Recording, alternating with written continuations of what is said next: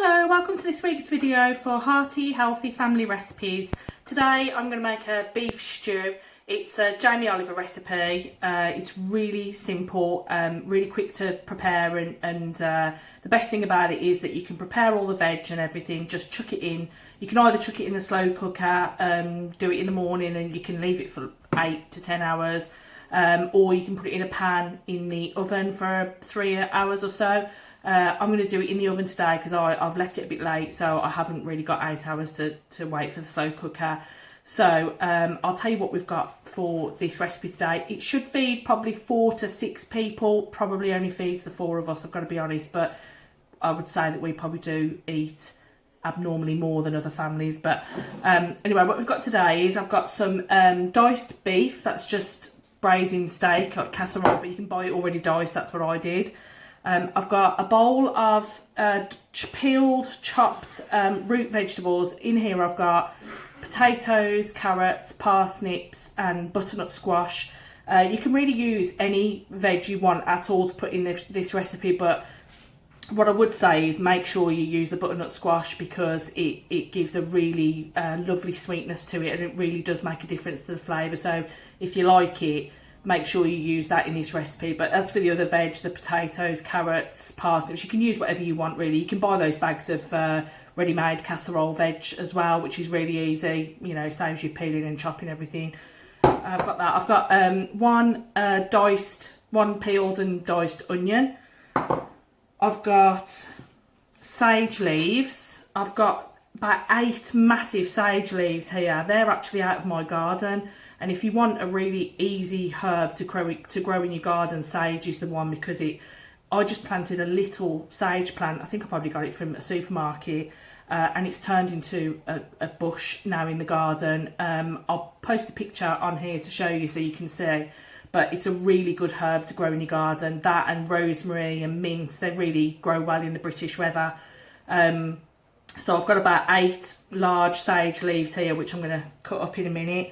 You also need olive oil and butter, tomato puree, you need a lemon, you need some garlic, some salt and pepper, some flour, plain flour, some red wine, some beef stock and some rosemary, which I had to buy in a plant because they didn't have the I haven't got that in the garden, and they didn't have the packets that are already, so I had to buy the plant.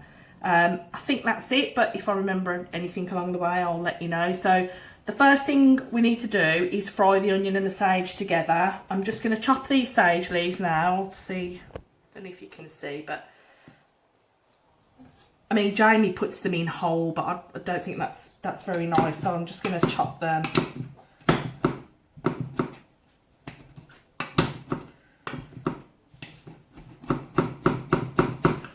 That's fine, you only need to roughly chop them. And then we're going to go over to the oven and fry the onions with the sage, so I'll bring you over. There we go. You see that? Right, so I'll just get the olive oil. So just a bit of olive oil in the pan, a tablespoon maybe. And then we need, I've got some butter here. So just a knob of butter in here as well. Just because, you know, what doesn't taste better with butter in it. One sec, I'll just get the onion. So I've got the onion, so I'm just going to put the heat on. So I'll just heat that up until the oil's hot and the butter's melted. I'll throw in the onion and the sage, and I'll come back to you in a minute. So the onion and the sage has been frying together for a couple of minutes now, and if you've ever fried onion and fresh sage together, you'll understand just how really lovely it smells.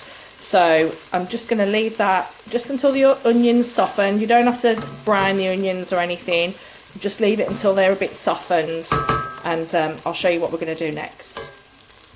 Right, so the onion and the sage are on the hob. I'm just cooking the onion just gently until it's softened with the sage. That's really the only pre-cooking you have to do for this dish. The rest of it you just chuck it in.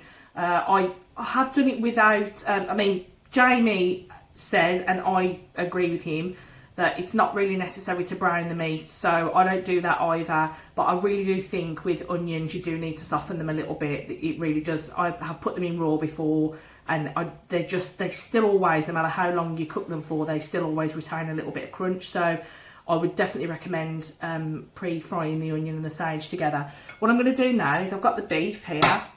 I'm just going to toss it in some seasoned flour. So I've just got some plain flour here, probably about one or two tablespoons there. And I've got my salt and pepper here, so I'll just season that.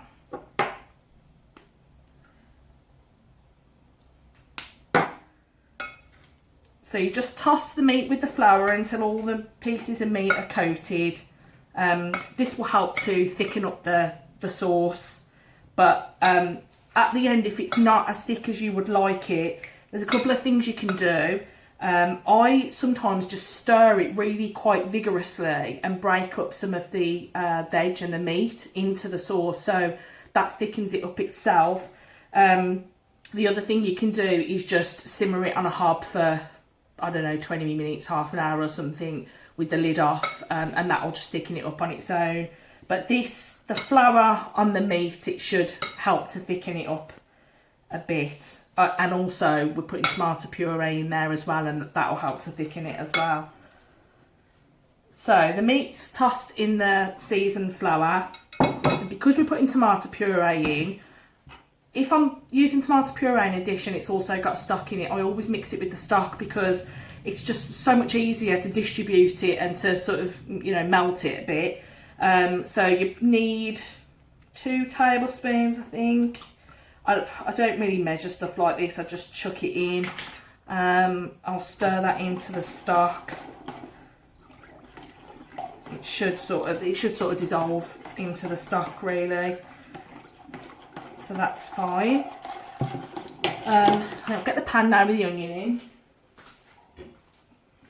So we've got the pan here with the sage and the onion in. Already just softened the onion a little bit. Now I'm going to chuck everything in, basically. So got the seasoned meat. Just going to chuck that in and give it a stir. And I've got the veg. Actually I need to just preheat my oven. I'm going to preheat the oven to gas mark 2. Just give me a sec.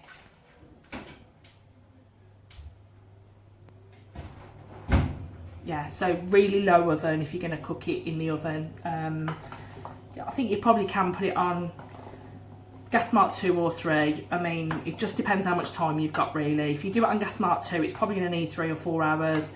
If you do it on gas mark 3, it'll probably be done in 2 or 3. That's just the beauty of it, really. You can just make it work for you, really, for however you need to do it. So then what I'm going to do is pour the stock and the tomato puree over it. There's 500 millilitres of stock in here. Tomato puree hasn't exactly dissolved into it, but it's fine. It's nowhere near enough to cover it. So, but we don't need to worry because we've got this. It's not quite a full bottle. I don't know how that happened. So I'm just going to pour. I mean, Jamie said half a bottle, but I think that's probably enough. And then just stir it in. You don't have to make this with the wine. You can just use the stock, but again, the wine really gives it a lovely flavour, and it's fine for kids because alcohol, when it cooks, the alcohol burns away from it anyway. It won't have any alcoholic content once it's cooked. It just leaves you with the flavour of the wine, so it's really, really nice. And I think that's it. I have seasoned the meat, but I'm just going to season the pot as well.